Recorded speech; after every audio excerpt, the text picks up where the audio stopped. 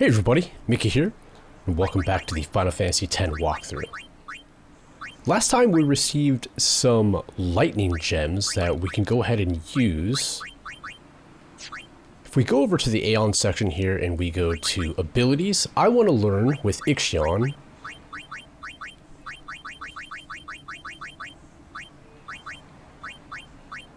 There it is, Thundaga.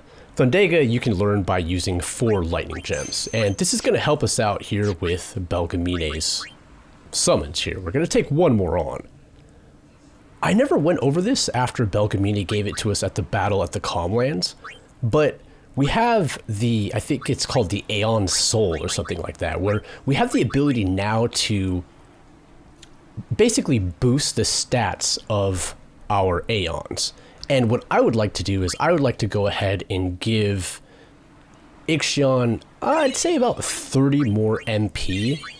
You'll see that it's costing us some monospheres. So when you boost the attributes, or I should say the stats of your Aeons, it's going to cost typically just the spheres that you'll obtain throughout battles. So I don't use it very often, but I figured I'd show it off, and at the very least in this episode it has some sort of relevance because Ixion is a little bit low on MP, so it helps to be able to get some for him. Her? Not really sure what. I guess it doesn't really matter. If you've got what it takes to beat Sin, I should be no more than a bump in your path. Don't mean to cut you off, Belgamine, but we've heard it all before. We have the ability now to fight Ifrit. Very well. Before we begin, now, are you ready? We get all healed up, and like I was saying, I'm going to be using Ixion here against the Ifrit fight. Now, Ifrit's a little bit different than Valifor. Ifrit has 28,000 HP, and he'll counter your physical attacks, which is exactly why I learned Thundaga and Thundera, or, well, I'm going to be using Thundera, and why I learned Thundaga with Ixion. Specifically because I don't want to be doing any physical attacks with Ixion, because that's going to cause Ifrit to do lots of physical attacks, and we want to avoid that as best as we can. So, that being said, we just go to Special, Double Cast, and for now, let's use Thundera. Twice. Yeah, it looks like 2 of them does about 3,000 damage. And nice, I get 2 turns. Nice, that's pretty good. Like I was saying, Ifrit has 28,000, so it's going to take a little bit of casting away here.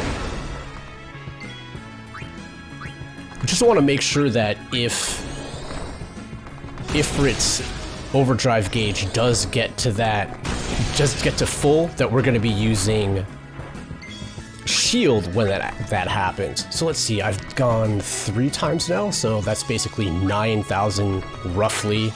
I'm definitely lowballing that number too, because these are doing almost 2,000 damage here. So I'd say that's about 13,000. So we're almost halfway done here. Let's go ahead and do a couple more Thunderas and hopefully finish it off with a Thunder, or an Arrow, not an Arrow Spark. What's this thing? Thor's Hammer? Here I learned Thundaga for seemingly no reason, because I'm not going to be using it, looks like. Let's go ahead and just do one more round of Thunder to heal. That's fine. Let's see how I want to do this. Well, let's just go ahead and do Arrow Spark, because that's not going to cause Ifrit to counterattack. At least, I don't believe it should. Well, looks like I'm wrong. It does. That's the thing, is that Ifrit will counter with the... What is that? The Meteor Strike? Yeah, he counters with Meteor Strike specifically. So, this one's going to be a little bit interesting. Let's go ahead and go for the Hail Mary here. Yet another battle that I'm not extremely prepared on, where it could go wrong really quickly. And I have a feeling that we're not going to take him out. Wow, it did a lot of damage. Oh my god, we did take him out. That was kind of unexpected. I didn't think it was going to do that much damage. Stop. That is enough. Well, I'm glad to have it. I'm glad to have that result. That's for sure. Progress, and for that, I'm glad. Take this. It may come in handy.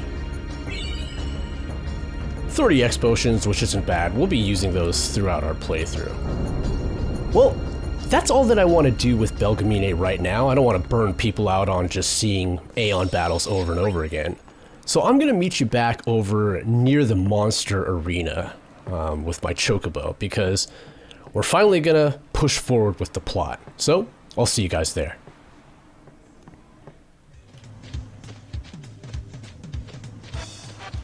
So back here over at the monster arena, we're just going to go ahead and move on due north to move on to our next area.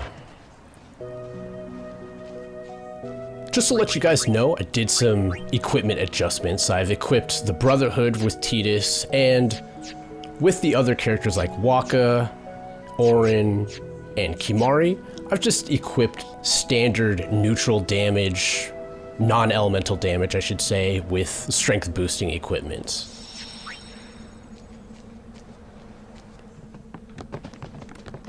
When we reach our new area, got some guests. Summons from Lord Seymour. Come with us. We have nothing to discuss with Maester Seymour. Yeah, so out of our way. Lord Seymour's commands must be obeyed. You will come. I warn you. The Maester doesn't need you alive.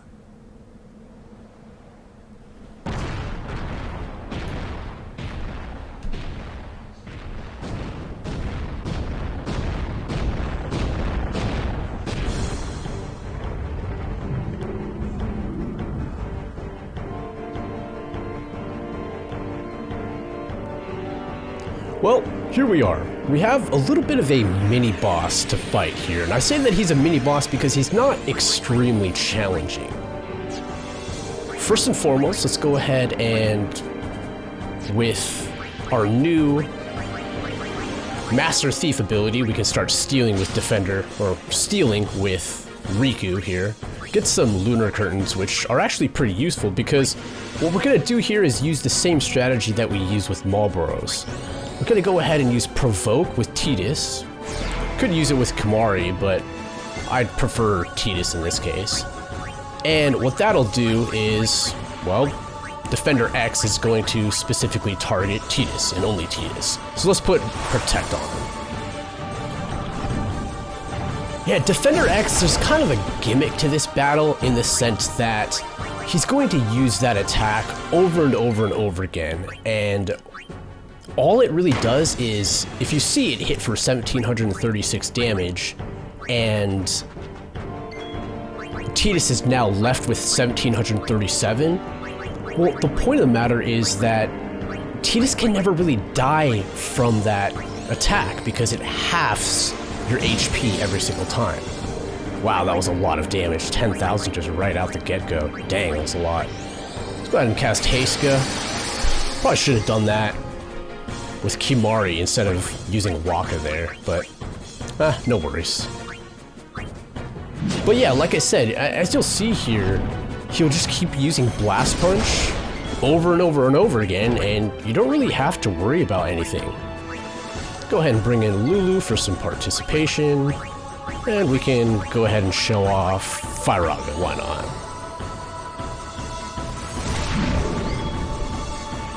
Again, you want to keep into consideration just not taking Tidus out. I don't know why I'm blocking with him. I should have just attacked. Let's go ahead and let's get haste on Lulu so she can get her turn faster to bring in someone more useful like Orin or someone. But you'll see I'm not healing up Titus because, again, he's just going to keep using Blast Punch because of Provoke.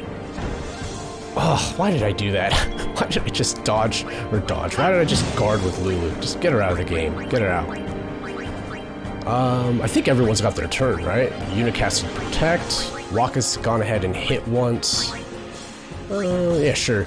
The reason why I'm not doing things like Dark Buster or anything like that, well, because if you'll see here, or Sleep Buster for that matter, he's immune to everything. Okay, well, I stand completely corrected. He isn't immune, but the fact of the matter is that with Blast Punch, he's not going to be missing. It's an ability, it's not really considered an attack, or yeah, just a standard physical attack. I figure that we can take him out now. Let's go ahead and use our Slice and Dice. Overkilling him for me is not imperative, but using overdrives continuously with Titus is going to net us learning new ones, so might as well do it. But yeah, that's how you take out Defender X pretty easily. Use Provoke with Titus. I suppose me throwing Protect on him was pretty futile, but, you know, hey, all the same, it works out. This isn't the way in? That way leads down into the valley. Wow, you know your way around, yeah? Huh?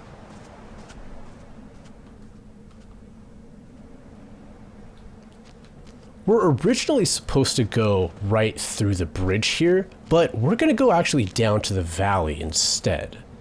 The reason for that is because we still have some more side quests that we can do. This will kind of end that whole side questing pretty much for a long portion of the game.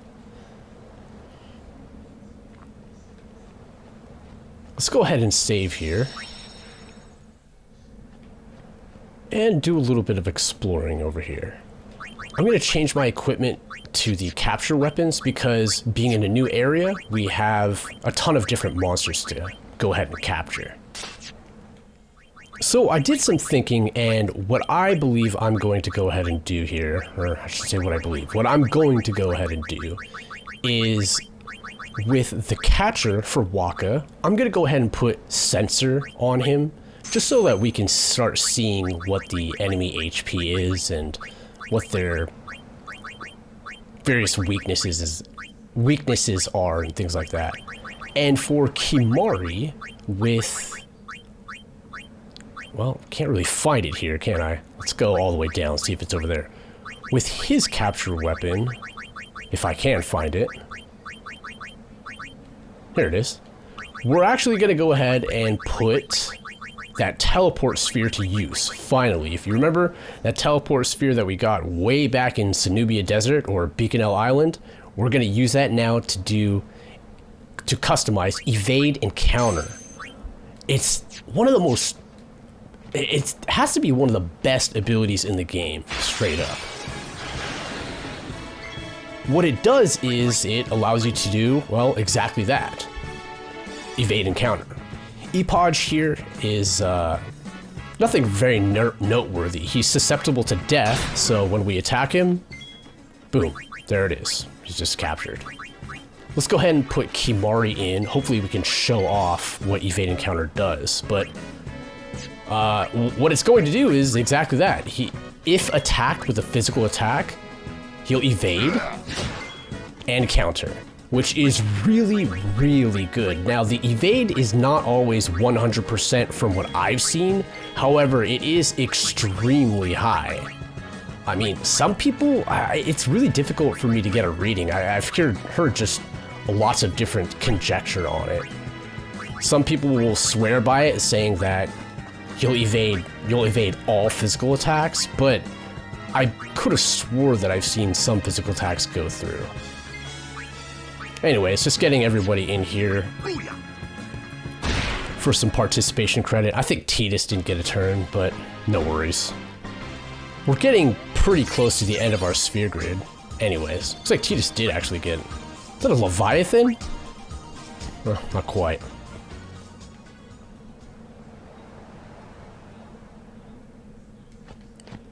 Well, there's some Crusaders over here, and something kind of interesting to note from this guy. He is only available right here, right now. If we leave, because eventually we will, he will no longer be here. And what's interesting about him is that you can actually recruit him for your blitzball team. His name is Duren. We'll go ahead and sign him just for like 3 games or something like that. But he's actually an extremely good goalie, if I remember correctly. Let's get rid of Keepa, just because Keepa is pretty garbage. Right next to him, too, we want to pick this up. The Rusty Sword. We're not going to be putting that to use for a long time, but it's very important. It helps us get more ultimate weapons. Now that we're done picking up the Rusty Sword, let's go ahead and enter the cave over here.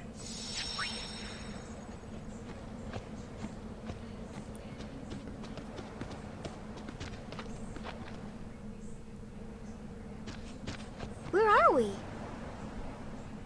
The Fayth is inside. As are the fiends. Hey, this where... Where? What?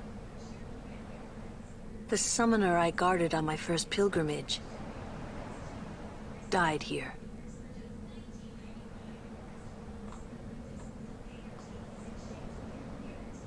Yuna, let's go. The Fayth awaits.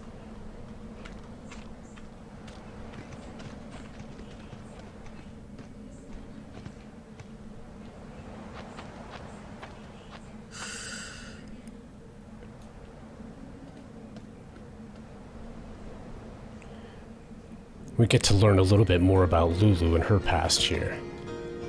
Well, I want you guys to know, if you are playing along, that you want to be going through this cave only if you have around 200,000 gil. You'll see there that I had 228,000, so I'm in the clear. But if you don't, by all means, feel free to skip this if it's just you just don't have that much money. There's a very important reason for that. Let's go ahead and take out the Epage. Again, nothing very remarkable about the Epage, and I suppose we can just go ahead and... let's go ahead and steal from the Epage. I don't think they have anything too great, honestly. High potions. Let's take the Mech Hunter out. Let's go ahead and actually bring Lulu in, because I believe that now she has Thundaga, she can start overkilling things. Or not, you know, that's also another thing. Let's first take out the Imp. Nothing too remarkable about him either. I typically just use Waka to kill him. Again, he's a flyer, so take him out with Waka. Suppose we can bring in Kimari here to go ahead and take out that Mech Hunter. And let's just get participation credit for other people.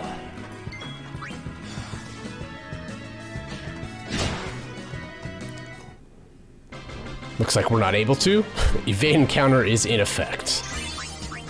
Yeah, evade encounter, like I was saying, really, really strong. We have this little teleporter here, but we're not going to be able to make much use of it now, at least.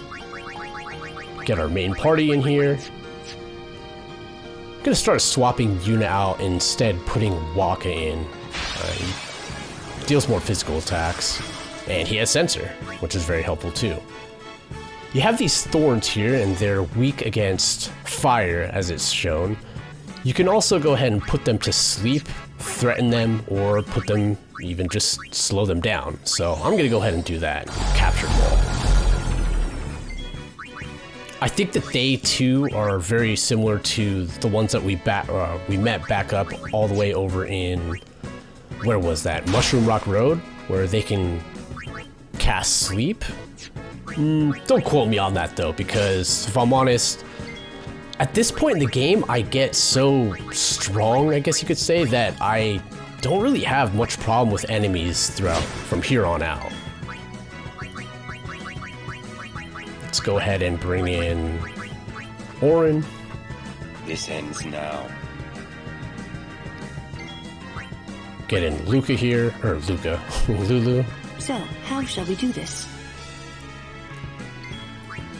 And I don't think Riku went, did she? Maybe I'm wrong. Get Riku in here just in case. It's a steal. Sometimes I lose track of who went and who didn't. It's pretty typical though, especially for how I'm playing in actually attempting to level people up very versatilely. Yeah, for the most part, like I said, I'm just at a place where in my levels that monsters really aren't going to become that difficult. There's some more new enemies here. You want to be careful about these Yowies here, specifically because I'm nearly positive, again, don't quote me on it, but they have the ability to, when they attack you, they have the ability to petrify you. So, again, something you just want to keep in mind. Oh, okay, maybe I'm wrong. They just are able to mute you. I probably am thinking about one of their cousins that we meet later on in the game. But for now, we'll just take a couple of them out. Block with Lulu for some participation, and get the other people in here. There's not anything too great to steal from these people. Wow, they have petrified grenades? Okay, and I'm wrong. Okay, so, man, see, that's the thing. I should really just start going with my gut. It's like, I could have swore that they're able to proc petrify on you, but I was second guessing myself, and then now it bites me in the ass because obviously you can get petrified. We just saw it right there. Ah, I see. Those petrified grenades are definitely a rare steal. That was due to Riku having the Master Thief ability. Stick Orin in here, and we can take him out now. Well, don't get petrified, please. Thank you. Alright, let's take him out. And again, like I've explained, I want to be capturing all the enemies here as best as I can.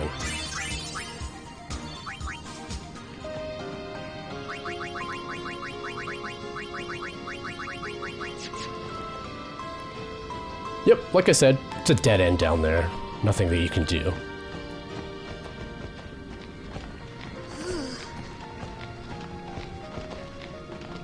What's a Fayth doing in a place like this? Don't ask me. They say it was stolen from a temple long ago. Huh? With no faith, summoners cannot train. Without training, they cannot call the final Aeon. Without the final Aeon, they cannot defeat sin. That is why. 'Cause then the summoner won't die. That must be what the thief was thinking.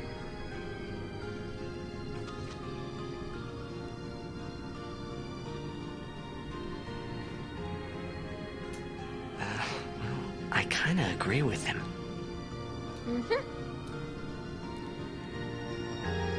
I don't know, man. All this talk about saving the summoner, really not on board with. There's this constant premise of, oh, we've got to save the summoner, we've got to save the summoner. The summoner will die if they summon the final Aeon. And yet, at the same time, the summoner knows it. This is a magic urn, and these are kind of my most, I do not like fighting these guys. Basically, there's 8 different eyes that you can attack, and if you attack the wrong one, which I very likely will do... Wow, that was a bingo? Okay, I stand corrected. Well, this is what happens when you attack the right one. I guess you get items. To defeat this thing, I think that you have to attack 8 times in a row. Oh, that was a bingo as well? I think this is like the most bingos, the most successful hits that I've ever received, or I've ever done. Frag grenade. That's interesting because a frag grenade is typically something you'll see as Riku's overdrive. Look at this. I've never done this before. I'm just hitting, it's a 1 in 8 chance and I'm hitting them correctly. Although I could be completely wrong for all I know. I'm sure there's somebody who knows better how to attack the magic urns and beat them better than I do. So this is what happens when you attack incorrectly.